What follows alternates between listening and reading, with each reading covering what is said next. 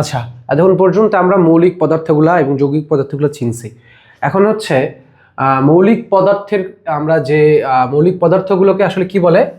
মৌল বলে। আজকে আমরা যে টপিকটা শিখবো সেটা হচ্ছে মৌলের প্রতীক। এখন মৌলের প্রতীকে আমরা এখানে কি পাইছি? একটা নতুন টার্ম পাইছি, সেটা হচ্ছে কি? মৌল। মৌল কি? মৌলিক পদার্থ।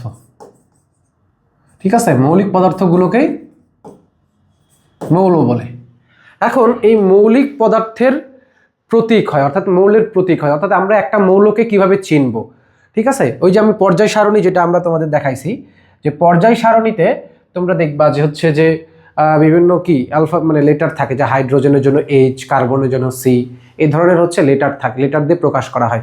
তো আমরা হচ্ছে সেইটা আসলে মানে যে অর্থাৎ একটা প্রতীক দেখে আমি কিভাবে চিনবো, এই মৌলটার পরিচয়টা জানবো, এটাই হচ্ছে মৌলের প্রতীক। তো প্রথমে যদি আমি আসি, সেটা হচ্ছে মৌলের ইংরেজি নামের প্রথম অক্ষর দ্বারা প্রতীক লেখা হয় এবং বড় হাতের অক্ষর দিয়ে লেখা হয়।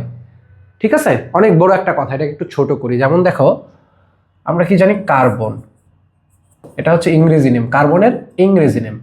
কার্বনের ইংরেজি নেমের প্রথম অক্ষর কি? সি। তাহলে আমরা কি লিখতে পারি? কার্বনের প্রতীক হচ্ছে সি, তার মানে আমরা সি দ্বারা বুঝবো এটা কার্বন।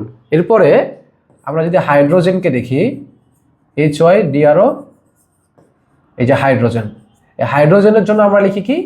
H, অর্থাৎ H দ্বারা আমরা বুঝতে পারি যেটা হচ্ছে হাইড্রোজেন। তাহলে কার্বনের প্রতীক হচ্ছে সি, হাইড্রোজেনের প্রতীক হচ্ছে H। এইভাবে আমরা আরো কি করতে পারি? যেমন আমরা লিখতে পারি বোরনের জন্য বি, তারপরে হচ্ছে আমরা বেরিলিয়ামের জন্য,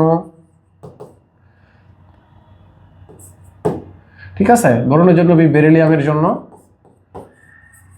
বি। এখন কথা হচ্ছে ভাই, এইখানে তো আমরা প্রথমে শিখছি যে মৌলের ইংরেজি নামের প্রথম অক্ষর দ্বারা লিখতে হয়, কিন্তু এইখানে তো আমরা দুইটা অক্ষর নিয়ে নিছি। এখন এইটার জন্যই আমাদের হচ্ছে সেকেন্ড পয়েন্টটা, অর্থাৎ যদি দুই বা দুইয়ের অধিক মৌলের ইংরেজি নামের প্রথম অক্ষর একই হয়ে যায়, যেমন এখানে বোরনেরও বি, আবার বেরিলিয়ামেরও বি, ওই টাইমে তবে একটি মৌলকে প্রথম অক্ষরটি দ্বারা প্রকাশ করা হয়। যেমন আমরা বোরনকে বি দ্বারা প্রকাশ করে ফেলছি, ধরো অলরেডি প্রকাশ করে ফেলছি। এখন বাকি যেগুলো অন্যগুলো বি দ্বারা, মানে অন্য মৌলগুলো যেগুলো থাকবে যারা বি দ্বারা শুরু হয়, যাদের নাম, তাদের ক্ষেত্রে কি হবে? যে অন্যগুলোর ক্ষেত্রে দুই অক্ষরে লেখা হয়। দুই অক্ষর বলতে কি? যে নামের প্রথম অক্ষরটি বড় হাতের, অর্থাৎ এই যে দুই অক্ষরে, যেমন এখানে আমরা বেরিলিয়ামকে লিখছি দুই অক্ষরে, এবং প্রথম অক্ষরটা বড় হাতের এবং নামের অন্য একটি অক্ষরকে ছোট হাতের লেখা হয়। যেমন আমরা এখানে কি লিখছি? বেরিলিয়াম। আবার আমরা যদি এখন আসি হচ্ছে তোমার কোবাল্টের ক্ষেত্রে। কিসের ক্ষেত্রে? কোবাল্ট। এখন দেখো, কোবাল্টের এটা হচ্ছে ইংরেজি নেম। এখন কোবাল্টের ক্ষেত্রে আমরা কি সি দ্বারা প্রকাশ করার কথা, ওই যে প্রথম অক্ষর দ্বারা প্রকাশ করতে হয়। এখন অলরেডি ভাই আমরা কি করছি? যে কার্বনের জন্য সি অলরেডি আমরা ইউজ করে ফেলছি, তার মানে কোবাল্টের প্রতীক আবার আমরা সি দিতে পারবো না। তাহলে কি করতে হবে?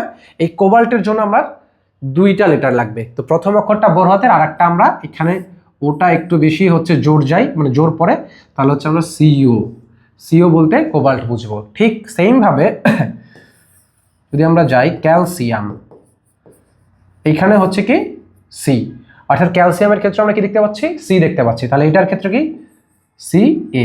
এখন ভাই প্রথম অক্ষরটা কিন্তু বড় হাতের, এবং দ্বিতীয় অক্ষর যেটা এবং অন্য একটি অক্ষরকে ছোট হাতের লেখা হয়, অর্থাৎ আমরা এখানে একে কি লিখছি? ছোট হাতের লিখছি। সেম ভাবে ক্রোমিয়াম। এখন ভাই অনেকে বলতে পারো যে ভাই তার মানে এটার ক্ষেত্রে CH হবে, CH হওয়ার কথা, তাহলে প্রথম দুইটা লেটার নিলাম, কিন্তু এখানে CH হবে না, এখানে হবে সি। আর আমি পয়েন্টে ভাই কি লিখছি? পয়েন্টে কিন্তু লিখছি কি? যে আমাদের মানে যদি দুইটা হচ্ছে যে সেম লেটার হয়ে যায়, ফার্স্ট লেটারটা, তাহলে কি হবে? অন্যগুলোর ক্ষেত্রে দুই অক্ষরে লেখা হয়, নামের প্রথম অক্ষরটি বড় হাতের এবং নামের অন্য একটি অক্ষর। আমি কিন্তু বলি নাই যে নামের সেকেন্ড অক্ষর মানে সেকেন্ড লেটারটাই প্রতীকী হচ্ছে ইউজ হবে। এটা হচ্ছে ডিপেন্ড করে কোন লেটারটার উপর অ্যাকচুয়ালি জোর বেশি পড়তেছে। তাহলে ক্রোমিয়ামের ক্ষেত্রে আমরা CH ইউজ না করে ইউজ করি CR। কি ইউজ করি ভাইয়া? ক্রোমিয়ামের জন্য CR। তাহলে ক্রোমিয়ামের প্রতীক আমার হচ্ছে CR, কারণ এখানে আর এর উপর আমার একটু বেশি কি করতে হইতেছে? জোর দিতে হইতেছে। ঠিক আছে, তো এই ছিল আমাদের হচ্ছে দুইটা পয়েন্ট। এরপর হচ্ছে মৌলের প্রতীকের জন্য আমাদের আরেকটা হচ্ছে জানতে হবে, যেমন হচ্ছে কিছু কিছু মৌল আছে যাদের প্রতীক ল্যাটিন নাম থেকে লেখা হয়। যেমন ভাই আমি কি এটা কি সোডিয়াম, সোডিয়ামের আমার ইংরেজি নেম হচ্ছে সোডিয়াম। এখন সোডিয়ামের ইংরেজি নেমের ক্ষেত্রে আমরা কি লিখতেছি, ফার্স্ট লেটার হচ্ছে এস। তাহলে সোডিয়ামের প্রতীক আমার কি হওয়া উচিত ছিল ভাইয়া, এস হওয়ার উচিত ছিল, কিন্তু আমরা দেখতে পাই সোডিয়ামের প্রতীক অলরেডি আমরা লিখে রাখছি, সেটা হচ্ছে কি এন এ। এখন কথা হচ্ছে ভাই সোডিয়াম থেকে এস থেকে এন এ কিভাবে গেল? এখন এই এন আসছে সোডিয়ামের ল্যাটিন নাম থেকে, অর্থাৎ প্রত্যেকটা মৌলেরই ল্যাটিন নাম আছে। কিছু মৌলের ক্ষেত্রে ল্যাটিন নাম থেকে নেওয়া হয়, আর কিছু মৌল তাদের ম্যাক্সিমাম মৌলের ক্ষেত্রে ইংরেজি নেম থেকেই নেওয়া হয়। তাহলে হচ্ছে সোডিয়ামের ল্যাটিন নাম কি, ন্যাট্রিয়াম। এই ন্যাট্রিয়াম থেকে আমরা এন এ নিছি। এখন কথা হচ্ছে ভাই আমি এন এ নিলাম কেন, শুধু এন কেন না? কারণ ওই যে আমার এন একবার কি হয়ে গেছে, অলরেডি এন হচ্ছে নাইট্রোজেনের জন্য আমার এন প্রতীক আমরা কি করি, ইউজ করি। অর্থাৎ অলরেডি এন আমার নাইট্রোজেনের জন্য, যার হচ্ছে কত 7, অলরেডি নাইট্রোজেনের জন্য এন আমার ইউজ হয়ে গেছে। এখন এই জন্য আমি আবার শুধু এন আমি নেট্রিয়াম বা সোডিয়ামের জন্য ইউজ করতে পারবো না। এই জন্য আমি ওই যে 2টা লেটার নিতে হবে, প্রথমটা বড় হাতের, পরেরটা ছোট হাতের। এরপরে আসি ভাই কপার। কপারের ল্যাটিন নাম হচ্ছে কাপ্রাম, সেই কাপ্রাম থেকে সিইউ নেওয়া হয়েছে। এরপরে আসি মার্কারি। মার্কারির হচ্ছে ল্যাটিন নাম কি, হাইড্রার গাইরাম, সেখান থেকে হচ্ছে এইচআর জি নেওয়া হয়েছে। ঠিক আছে। এখন সিলভারের ক্ষেত্রে আর্জেন্টাম। টিনের হচ্ছে ল্যাটিন নাম হচ্ছে স্ট্যানাম, স্ট্যানাম থেকে এসএন।